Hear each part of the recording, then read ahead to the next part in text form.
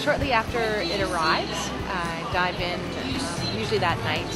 The power of magazines is sort of undisputed, and the fact that they've lasted for so long is testament to that.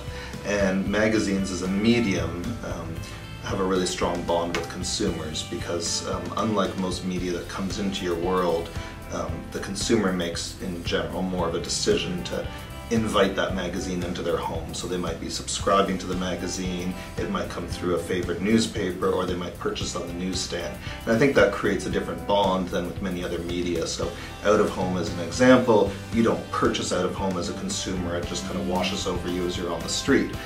Television, while you pay your cable bill, I don't think there's a strong connection of what you've bought, that the advertising is actually part of that package. So we've always found that with magazines in particular, there's a very strong bond between the actual medium and the consumer's relationship with that. It's really important for us and for every magazine to be incredibly relevant with the information that they provide to their readers. That's what keeps the reader coming back. That's what keeps the reader involved, whether they read it from front to back or back to front. You got to be as relevant and as important as you can with information to that consumer, because they can get it in many other places. So you got to be the one that delivers the goods each and every time.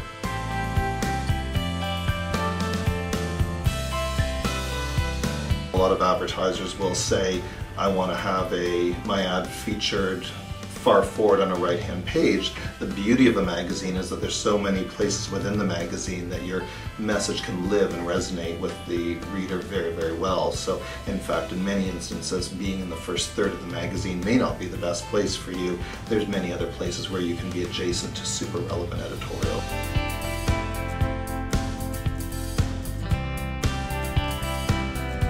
One of the advantages of magazines is that they're not place-based. So a consumer can take the magazine and consume it where and when they want to. So magazines travel to cottages, magazines travel on the subway, magazines travel on vacations, and magazines are used throughout any part of the day as well. It's a time for leisure for many people. It's a time to relax and have a special moment with a brand that you are interacting with. People pick up a magazine, they read it where they want to read it, they take it where they want to take it, and they do use it on their own terms. And that's something I think a lot of the other media have been struggling with, is how to get to the consumer on their terms.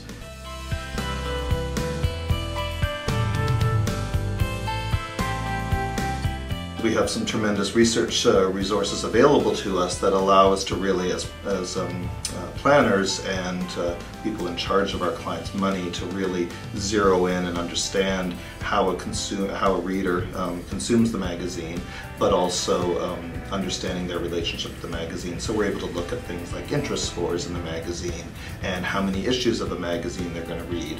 And those sort of things make us better at the work that we do, because we can have a better understanding of how the magazine is consumed. I want to settle down, have a cup of tea, and flip through a magazine.